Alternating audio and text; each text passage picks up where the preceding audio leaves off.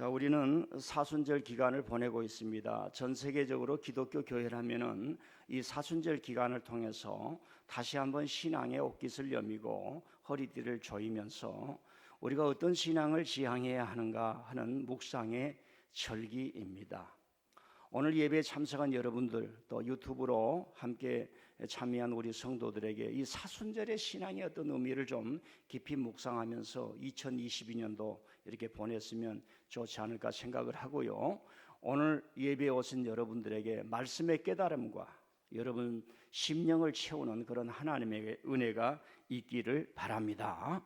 자, 오늘 말씀은 간단하게 두 가지입니다. 가난한 자를 탐하고 착취하는 그런 사람들에 대해서 예수님이 강력한 경고를 하시면서 동시에 그들로부터 빼앗기고 쫓겨나고 그런 억압을 받는 그런 환경일지라도 자기 삶의 고결함을 또 진실함을 잃지 않고 살아가는 한 여인을 칭찬하는 말씀이 오는 말씀입니다.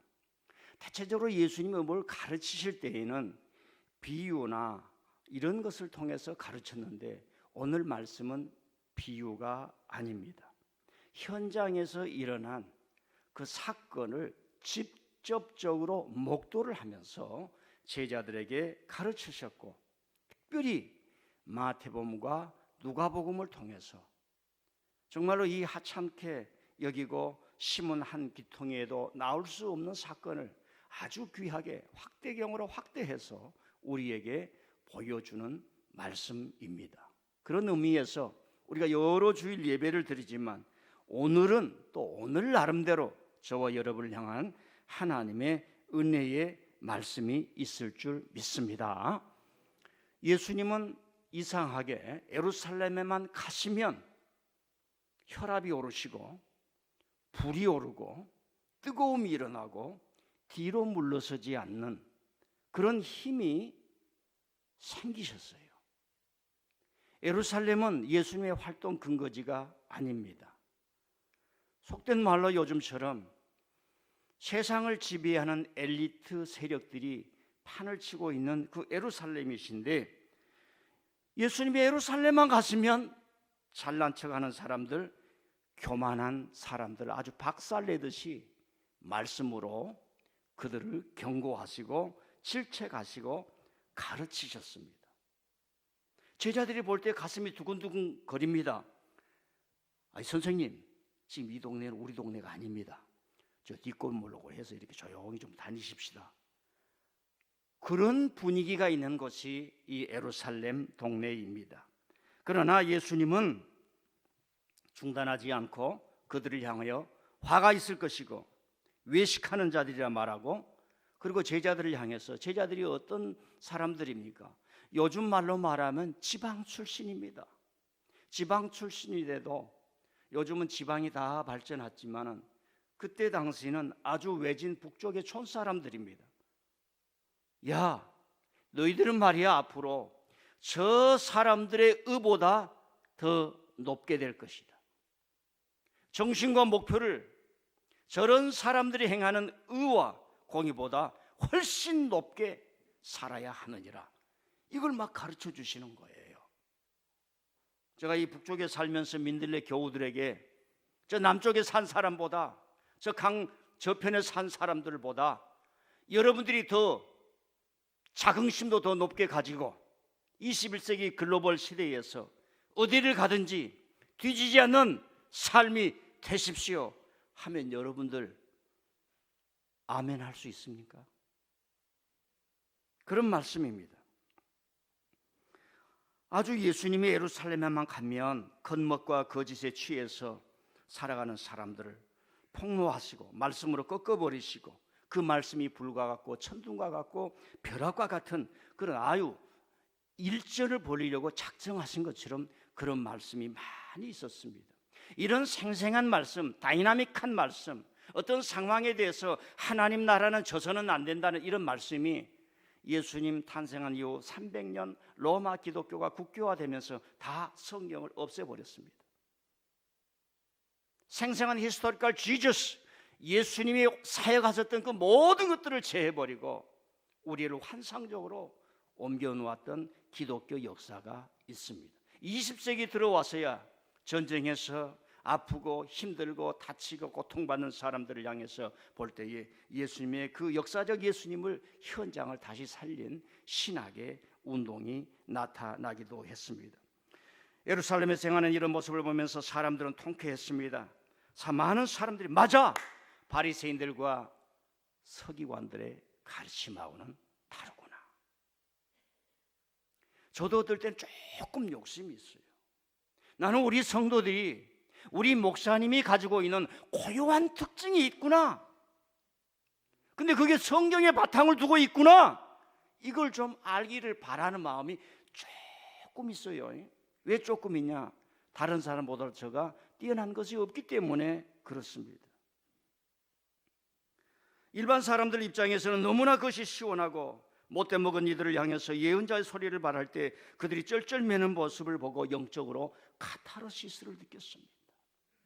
이 사회라고 하는 것은 많은 사람들이 자기 힘이 없어, 지식이 없어, 돈이 없어 막히고 힘들고 어려울 때는 그 사회를 뚫어주는 그 무언가가 일어나기를 바라는 게 있습니다. 그런데 이때 당시에 이 사람들은 영적인 카타르시스만 느끼는 게 아니라 예수님을 배우겠다고, 예수님을 따르겠다고, 예수님을 믿겠다고, 예수님을 위해서 살겠다고 교회를 이루었고 예수님의 제자가 된 것을 우리는 역사적으로 알 수 있습니다. 왜? 그분이 진리이기 때문에, 그분이 구원자이기 때문에. 오늘 찬양에서도 다 우리 잘 알아먹지 못하지만은 Jesus saves, Jesus saves. 예수님 구원하세요. 예수님이 날 구원하세요. 예수님은 구원자야. 이 찬양이 있지 않습니까? 여러분이 교회 오실 때마다 우리는 예수님과 항상 동행하지만은 주님은 나를 구원하십니다. 나를 구원하셨습니다. 이 모든 문제에서도 주님이 구원해 가실 줄 믿습니다. 나뿐만이 아니라 내 이웃과 이 세계도 하나님 주님이 구원해 가실 줄 믿습니다. 그 구원을 위해서 내가 찬양을 합니다. 주여 역사해 주시옵소서. 이런 마음은 믿음이 있는 줄 믿습니다. 예수님이 제자들 향해서 이렇게 말씀합니다. 긴 옷을 입고 많은 사람들이 모인 시장에서 인사받기를 원하는 그런 사람들, 그리고 회당이나 잔치집 자리에서 높은 곳에 앉아서 항상 큰 소리를 하는 사람들을 삼가라, 삼가라 이 말. 교제하지 말라, 아주 조심하라는 얘기입니다. 그런데 성경을 다른 곳을 읽어보면은 이런 사람들이 주님 앞에 나와서 주님 어떻게 해야 구원을 받습니까? 그런 사람들도 칭찬하는 것도 있습니다. 주님이 더 말씀하십니다. 그들은 과부의 가산을 삼키며 외식하며 사람들에게 보이려고 기도하며 종교적 치매로 예전을 집행하고 기도하는 자들이라. 그 판결이 중하리라. 그 판결이 중하리라. 요즘 말로 말하면 뭐예요? 적어도 무기징역은 받을 것이다. 별로 감흥이 없으신 것 같아요. 이렇게 말씀하시면서 이날따라 예수님께서 성전에 멀찍이 이렇게 서셔서 사람들이 헌금하는 것을 보시는 그 장소에 예수님이 앉으셨습니다. 예수님 보니까 긴 줄을 서서 많은 사람들이 헌금을 하려고 사람들이 이렇게 웅성웅성하면서 모여있고 줄이 서 있는 모습이 있습니다. 저와 여러분이 만일 예수님 그 자리에서 이렇게 본다면 그 모습이 참 볼만할 거예요. 저는 여기서 여러분들을 봅니다. 여러분 저를 보지요.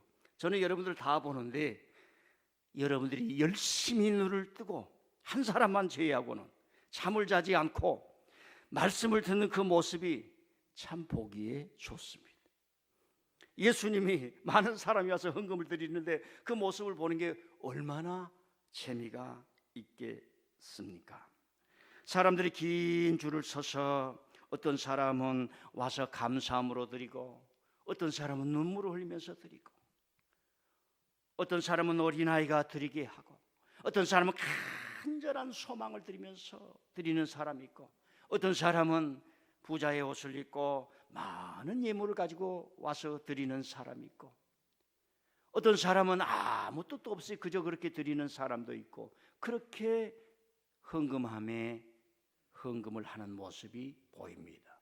여기서 헌금함이라고 하는 것은 이제 원문으로 보면 재물괴예요. 그래서 이것은 원 건물에 있는 게 아니라 부속 건물로 부속 부수처럼 만들어 가지고 13개의 나팔관이 이렇게 형성이 되어 있다고 합니다. 그 중에 9개는 하나님께 드리는 제물의 헌금과 성전의 세라든가 이런 것들을 드리는 거고, 나머지 4개는 성전 수리를 위해서, 성전 장식을 위해서, 그러니까 요즘 말로 말하면 건축의 예물을 드리는 거예요. 그리고 그 당시는 돈이 종이돈이 없습니다. 플라스틱 머니라고 이 비자 카드도 없어요. 다 동전입니다. 저와 여러분 호주머니에서 그래도 뭘 만져보면 비자 카드가 나오든지 종이돈이 뭡니까? 단풍잎이 나오든지 배춧잎이 나올 수도 있지요. 그러나 고대 시대는 동전을 다 가질 수가 없습니다. 경제 활동이 없는 시대예요. 그래서 하나든 둘이든 적든 많든 동전을 갖는다는 것은 대단한 겁니다. 오늘 우리가 세계 선진국 속에 살아가는 대한민국 속에서 화폐를 볼 때에 다 동전이 있겠지, 돈이 있겠지, 그러지만은 그때 당시에 동전을 갖는다는 것은 생각할 수가 없어요. 제가 어렸을 때도 우리 어머님이 학교 가는데 차비라도 하나 주려면 집에 돈이 없습니다. 그래서 집 옆에 논시밭에, 논시밭이 뭐예요? 그걸 뭐라고 그래요? 논시밭에 가서 시금치를 따든지 상추를 따든지 그걸 해가지고 저녁 내내 이렇게 묵습니다. 그걸 20-30개를 묵고 혼자서 여인이 내려가서 그걸 이고, 여러분 놀라지 마, 8kg 20리를 이고 2시간을 가서 하루 종일 팔아가지고 조금 가져온 게 돈이었어요. 제가 70년대 60년대 우리도 돈이 없었습니다. 이 여인이 2랩돈을 가졌어요. 기적입니다. 우리는 상상 속에 그때 당시에 적은 돈이지만 그 다 있겠지, 전혀 아닙니다. 그때 당시에 누구든지 이 화폐를 가지고 싶은 욕구가 있었을 것입니다. 성경은 침묵합니다마는 이 여인은 어떻게 해서든 어찌해서 이 갖고 싶은 화폐를 갖지 않았을까? 그런데 그 살아가는 형편이 어려워서 아주 소액을 갖지 않았을까? 많은 사람들이 지금 그 헌금함에 넣습니다. 동전이었기 때문에 드릴 때마다 쨍그랑 쨍그랑 땅그랑 땅그랑 소리가 다 나게 되어 있습니다. 나팔관으로 되어 있어서 그 소리가 나팔관을 따라 가기 때문에 상당한 기간 동안 울림이 있었을 것입니다. 예수님이 보십니다. 그런데 행색이 초라합니다. 누가 봐도 그 여인의 모습을 알 수가 있습니다. 그런데 가만히 들여다보면 행색이 초라하지만은 뭔가 포스가 있어요. 여러분들처럼 포스가 있어요. 여인의 어떤 정결함과 정숙함이 보이는 그런 모습입니다. 많은 사람이 하는데 이 여인도 한 걸음 한 걸음 가가지고 헌금을 합니다. 상상을 해봅니다. 그 여인의 입장이 되어봅니다. 어떻게 해서 이 얻은 이 2랩돈을 집에 간직하기도 부족하고 집에 간직해서 이걸 오래 가지고 있고 자식이 컸을 때 보여주면서 내가 아무 때 얻었다라고 자랑할 수도 있는 이 랩돈입니다. 하루의 품삯 한 값이 1데나리온입니다. 하루 품삯의 64분의 1에 해당하는 값이 2랩돈이에요. 2랩돈. 그러니까 갈 때에 부자들이 앞에서 번쩍번쩍 빛나는 금덩어리 같은 달란트, 고드란트를 넣습니다. 로마의 화폐를 넣습니다. 쨍그랑 소리가 쫙 여러 개가 떨어지면서 내는 소리가 납니다. 그 여인도 한 걸음 한 걸음 더 가면서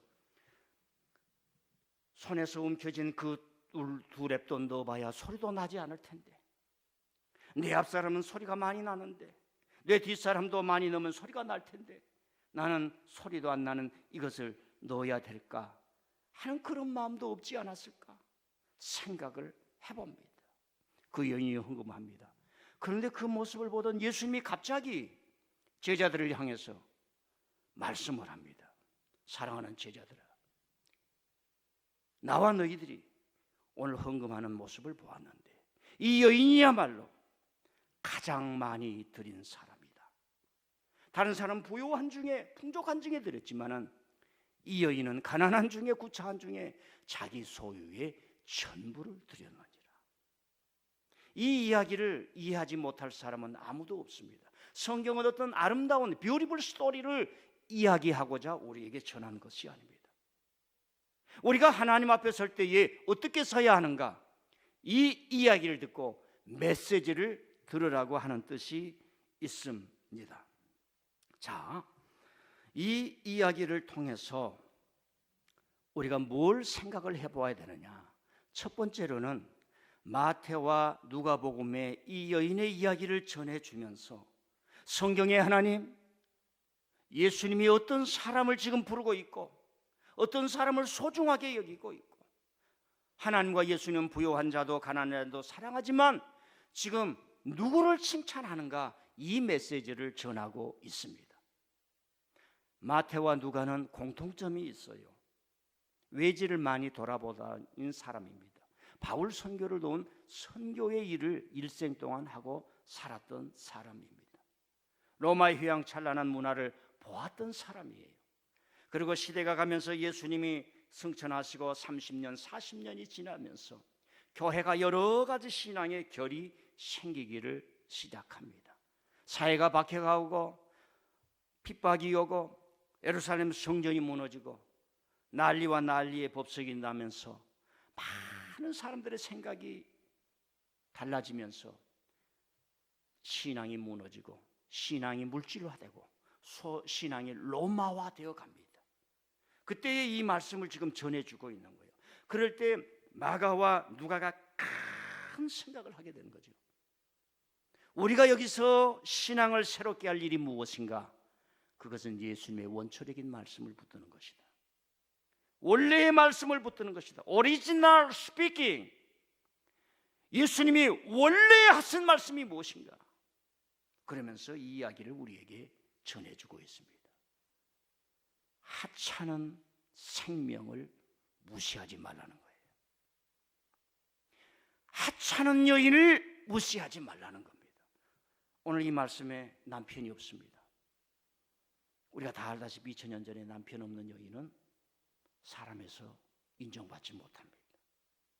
누구에게든 조롱거리가 될 수 있고 누구에게든 입가심거리가 될 수가 있고, 한 사람을 무너뜨리고자 하는 기자가 있다면 거짓말로 기사를 써서 그 사람을 인격이 아니라 사회에서 매장시킬 수도 있고, 끌고 와서 폭력적인 사람들, 요즘처럼 길 가다가 사람을 패는 사람처럼 아무렇지도 않은 사람, 이 여인은 가늠한 사람입니다.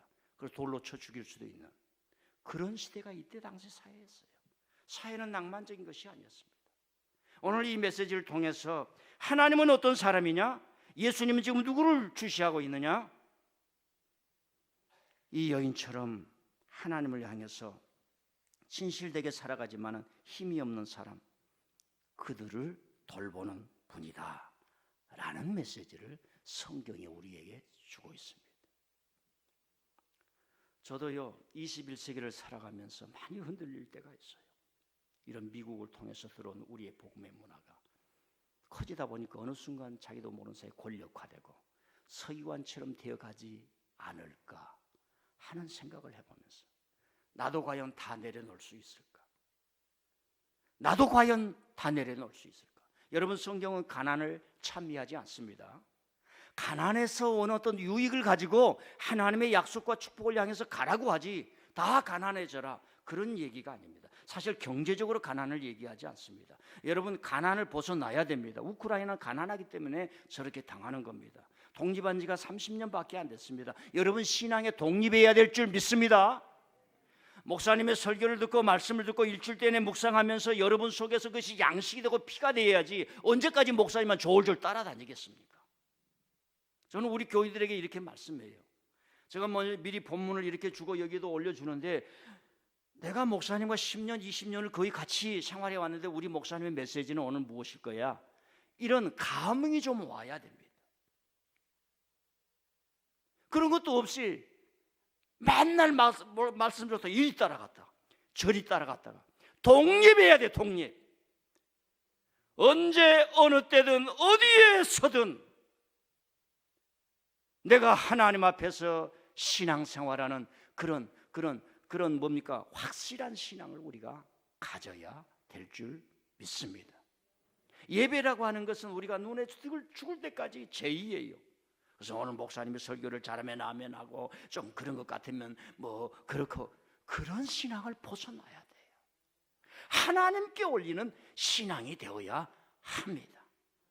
어떤 교수가 이런 말을 물었어요. 자네는 그 교회 뭐가 재밌다고 그렇게 매주일 가나? 나랑 좀 놀러 가세요. 운동도 하고 이리도 가고 저리도 가고. 제발, 지금 자네가 지금 벌써 교수 생활한 30년이 됐는데 일요일날 나랑 한 번도 어디를 갔는데 교회 그거 재미가 있나? 그 교수가 이렇게 얘기했어요. 교회를 재미로 다니나? 제가 이걸 보여줬습니다. 미국의 유대한 거. 근데 이런 걸 자꾸 하면 아이파핑이 돼가지고 우리 신앙이 무너질 수 있는 거예요. 좋은 곳에서 내려올 줄 알아야 합니다. 그러면서도 제가 보여줍니다. 왜? 도전받으라고. 높이 올라갈 수 있도록 싸구려 밥을 먹을 줄 알아야 돼요. 가난할수록 비싼 밥을 먹을 수 있는 배포도 있어야 할 줄 믿습니다. 오늘 이 여인은 예루살렘 갈지 않을 수도 있었어요. 나같이 초라한 것 헌금해봐야 얼마나 보탬이 되겠어. 여러분, 하나님의 나라는 내 것으로 보탬되는 게 아니에요. 하나님은 저와 여러분의 헌신을 보고 믿음과 마음을 보시는 줄 믿습니다. 아내가 소고기를 차려줘야 그 가정이 행복합니까? 매일마다 된장국을 내려놓더라도. 여러분, 요즘요 전 세계에서 제일 좋은 건강 음식 하이푸드 중에 하나가 된장입니다. 된장은 햇빛 때문에 마른 거고 발효 때문에 마른 거고 콩을 쏘야 마른 거고. 알랑가 모르겠어요. 근데 그 된장국이 잘 안 나와 가정에서. 그러니까 만날 사네 못 사네 그러는 거지. 이 여인의 마음속에 내가 이 헌금을 한다는 것이 성전에 무슨 도움이 될까? 그런 마음이 왜 없었겠습니까? 하나님 아버지, 나도 저들 사람처럼 로마의 돈 달란트, 고드란트, 데나리온 이런 거 번쩍번쩍 나는 거 드리면 얼마나 좋을까요? 아이고, 나는 안 갈래요. 그러나 그러질 않아요. 왜? 이 사람은, 이 여인은 보면은 진짜로 하나님의 나라가 어떤 것인지를 알기 때문에 그렇습니다. 마음을 다하여 목숨을 다하여 뜻을 다하여 주 너의 하나님을 사랑하라. 그들을 통해서 하나님의 역사가 이루어지느니라. 자, 두 번째로는 성경을 한번 읽고 가겠습니다. 마태복음 25장 40절 한번 올려주십시오. 이게 성경의 전통이에요. 시작. 임금이 대답하여 이르되 내가 진실로 너희에게 이르노니 너희가 여기 내 형제 중에 지극히 작은 자 하나에게 한 것이 곧 내게 한 것이니라 하시고, 성경의 핵심이 뭐냐면 지극히 작은 자에게 하는 것이 예수님이 우리에게 가르쳐 준 거예요. 지극히 작은 자에게 하려고 하면은 내가 좀 커야 돼요. 내가 저 사람과 형제됨을 느껴야 돼요. 두 번째로요. 시작. 그 주인이 이르되 잘하였도다 착하고 충성된 종아, 내가 적은 일에 충성하였음에 내가 많은 것을 내게 맡기리니 내 주인의 즐거움에 참여할지니라. 이 적은 일을 소중하게 하는 거. 하나님 앞에 적은 것이 무엇일까? 진실한 거, 아침에 일찍 일어나는 거, 자기 몸단장을 하는 거, 내가 배운 것을 실천하게 하는 거. 제가 교회에서도 설교 중에 여러분이 하나님을 믿으면서 신앙이 성장하고 하나님께 영광을 올리고 축복을 받을 수 있는 길을 수없이 여러분에게 말씀했습니다. 붙잡을 수 있기를 바랍니다. 두 번째로는 이 여인의 행동과 진심은 예수님이 베푸신 그 하나님 나라 운동과 초대교회에서 뼈대가 되었어요. 이 여인이 가지고 있던 행동과 진심, 구약을 보면 이 여인을 보면 한나라는 여인과 겹치게 됩니다. 엘리야 시대에 이름 없었던 한 여인이 있었어요. 그때는 아합 왕의 시대입니다. 그때는 풍요와 성장과 성공을 추구하는 세력이 있어요. 그 다음에 두로와 시돈과 결부되어서 그 물질화돼 가고 바알을 섬기면서 누구든지 잘 될 수 있대. 이런 세상에 취했던 사람입니다. 그런데 그 사상을 쫓지 않고 나는 가난할지라도 그 사상을 가지 않을 거야. 끊임없이 그대로 갔던 사람이 있어요. 성공의 길도 마다한 여인이 있습니다. 그런데 엘리야가 와가지고 이 여인에게 내가 하나님의 종인데 당신을 위해서 축복을 할 테니까 나에게 대접을 좀 해달라, 식사를 좀 달라 그랬던 것 같습니다. 고대 시대의 그 선지자들 다 배고픈 사람들입니다. 아니, 배고픈 줄 알아요. 그런데 이 여인이 말하는 거예요. 내가 오늘 저녁에 마지막 한 끼가 남았는데 이걸 당신을 위해서 드리라이다. 여러분 좀 미안해요. 설교 시간에 이래 톡 까놓고 얘기를 해서 한 끼 먹으나 안 먹으나 똑같아요. 근데 이 여인은 그런 정신이 있는 거예요.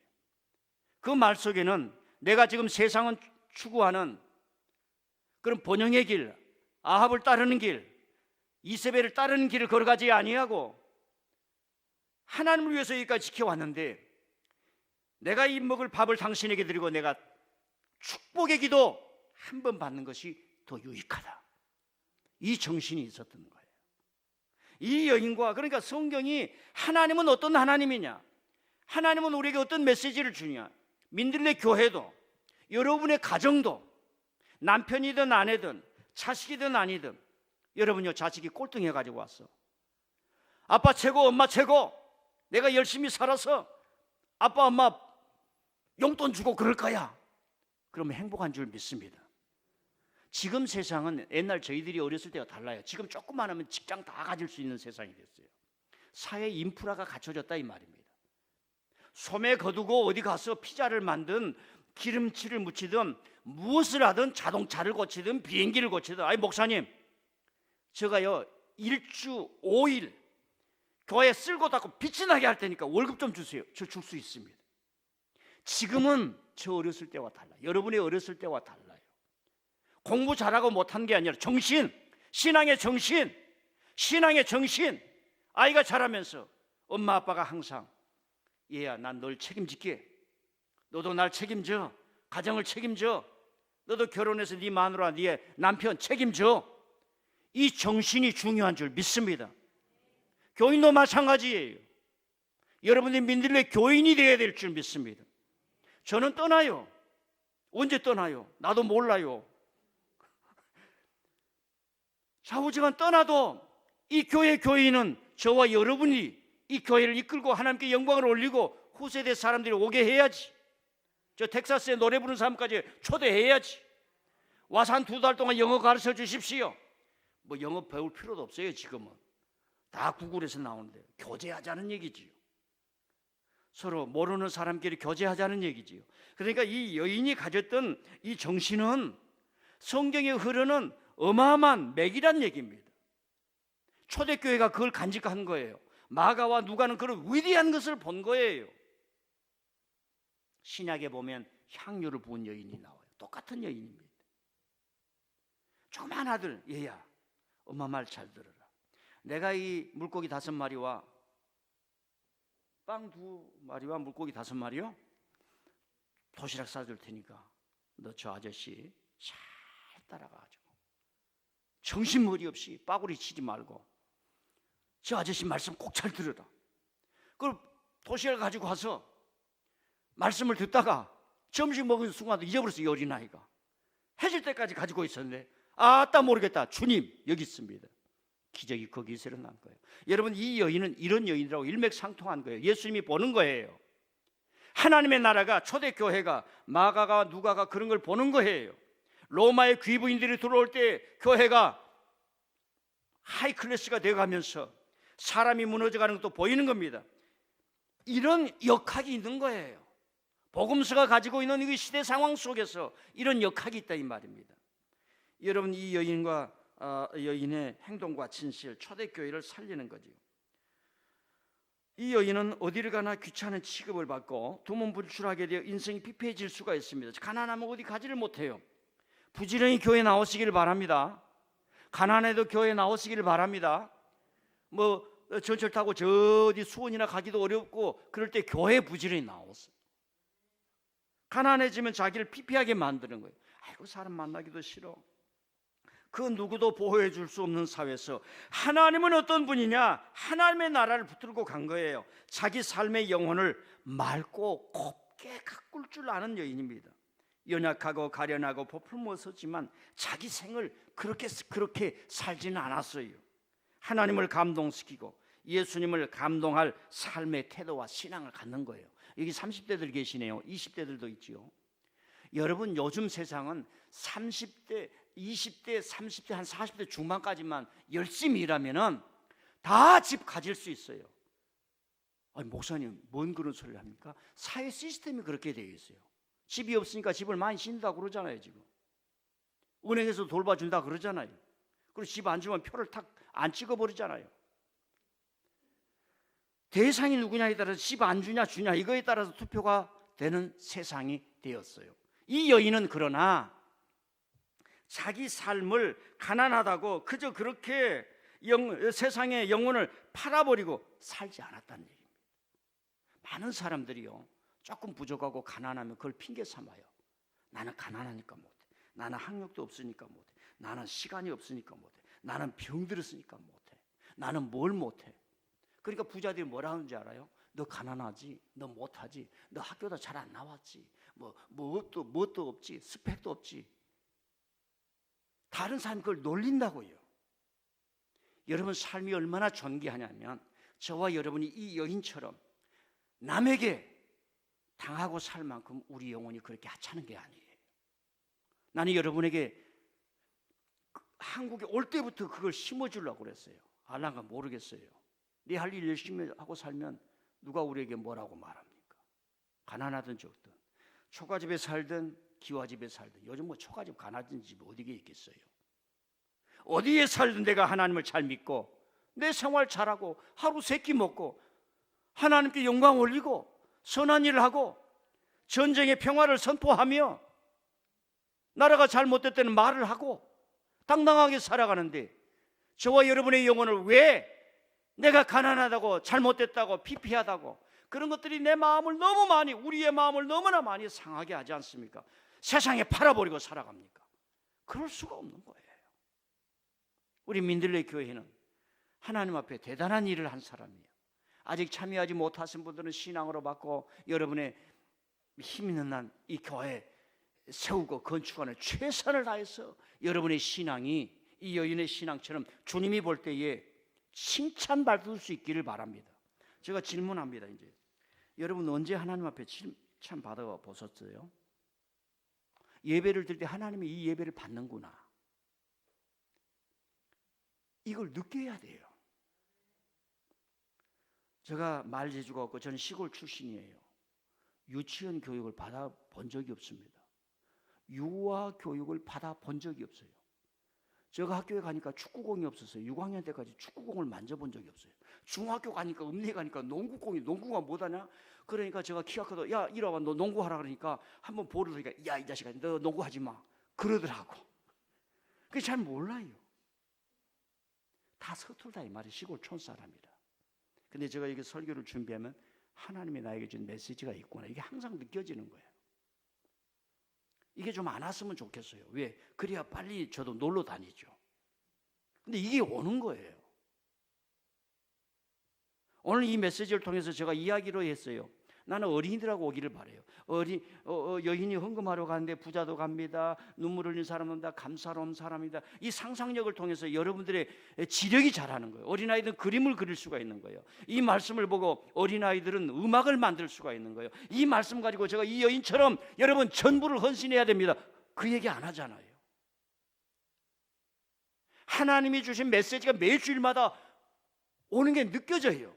여러분도 예배를 드리, 하나님이 이렇게 예배를 드린 게 감사합니다, 막 여러분이 감격할 수 있어야 됩니다. 죄송해요, 침까지 나오네요. 헌금을 드릴 때도 하나님이 막 기뻐하는 걸 여러분이 느껴져야 돼요. 이번에 제 생일 당했다고 우리 큰딸이 100불을 보내줬어요. 속으로 기쁘더라고. 얼마나 기쁜지 몰라요. 뭔가 주면 기뻐요. 근데 그 돈을 엄마가 받아가지고 아직까지 안 줘요. 여러분이 하나님께 드릴 때에 하나님께서 기뻐하시는 것을 여러분이 느껴야 될 줄 믿습니다. 그러려고 하면은 마지막 진실이 들어있어요. 진실이 있어야 내가 느껴지는 거예요. 나도 못 느끼는데 어떻게 하나님께서 느끼겠어요? 저는 죄송합니다, 헌금을 항상 토요일 저녁에 미리 해요. 기도하고 해요. 그러니까 느껴지는 거예요. 뭐 하나님이 못 받으시더라도 그래도 교회 앞에 목사로서 거짓은 하고 살지는 않는다, 이런 게 내가 느껴지는 거예요. 이 여인을 칭찬하는 예수님이 느껴지시기를 바랍니다. 진실하려면 희생과 헌신이 있어야 돼요. 여러분, 사랑과 사랑도 헌신으로 다져지는 겁니다. 남편의 사랑 못 받습니까? 헌신하세요. 아내의 사랑 못 받습니까? 헌신하세요. 대학 나왔다고 따따구따 하지 마세요. 다 무너집니다. 여러분, 미국은 지금 무너지고 있어요. 너무 많은 마약쟁이가 아주 길에서 시체처럼 쓰러져 가고 있어요. 이 마약을 이제 남미에서 가져오는 게 아니라 합성으로 만들어버려요. 여기 화공약품으로. 배급이 너무 빨라요. 고등학생들 중에 남학생들은 마약하지 않는 사람이 거의 없을 정도예요. 그래서 미국에서는 뭡니까? 마약 중독자를 병으로 취급해서 국가가 돈 대서 저 사람 살리지 않으면 전도시에 시체들로 우글거린다. 여러분, 그 도시를 건설할 때 너무너무 많은 사람들이 세금 내서 도시를 건설했잖아요. 그러나 그 사람 나쁘다고 생각하지 않아요. 모든 노숙자들이 가장 센터에 센트럴 로드 스트리에 다 저녁에 다 차지하고 있으니 이게 도시인지 뭔지 모를 정도가 됐어요. 우리가 이 만모니즘 따라가면 안 됩니다. 교회에서는 그걸 배우는 거예요. 여러분, 세상에 잘 사십시오. 연봉도 높으십시오. 그런 길을 걸어가세요. 그러나 하나님 앞에서 신앙은 그렇게 가서는 안 됩니다. 진실, 헌신과 희생으로만 가는 거예요. 자, 제가 설교를 마치겠습니다. 다음 주일은 교회 창립 9주년이에요. 제가 9년 동안 한 번도 어렵고 힘들고 눈물로 일어나던 우리 교회 헌금하지 않은 설교를 해보지 않았어요. 한 사람도 9년 동안 창립 때 감사 헌금 한 사람이 없었어요. 그건 내 잘못이에요. 가르쳐주지 않았기 때문에 그렇습니다. 그래서 다음 주에 꼭 그렇게 해보시기를 바랍니다. 이제 여러분에게 질문합니다. 자, 예수님이 이 여인을 칭찬했지 않습니까? 그 여인이 갔지요. 근데 그 여인은 예수님이 자기를 보고 있는 걸 알았겠어요? 못 알았겠어요? 헌금을 하고 갔었어요. 이 여인의 입장에서는 예수님이 자기를 보고 계시고 제자들에게 저 여인을 보라 하는 걸 알았겠어요? 못 알았겠어요? 제가 답을 주지 않겠습니다. 오후 예배 와보세요.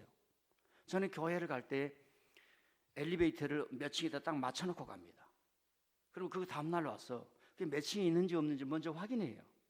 제가 없는 동안에 교회에 누가 왔는지 안 왔는지를 체크하는 겁니다. 그래서 여러분이 왔다 가는지 다 알아요. 김 집사님이 김 냄새가 나고 박 집사님은 박달나무 냄새가 나요. 자, 이 여인이 여러분이 교회에 왔는데 예물을 드렸는데 이 여인이 예물 드리고 그 간 모습, 주님이 나를 보고 계시는구나. 주님이 나를 칭찬하고 계시는구나. 알았을까요? 몰랐을까요? 결론입니다. 제자들이 뭘 추구하며 살아야 할 것인가를 예수님이 가르쳐 주신 거죠. 더 약해서 지금 예수님은 예루살렘에 계셔요.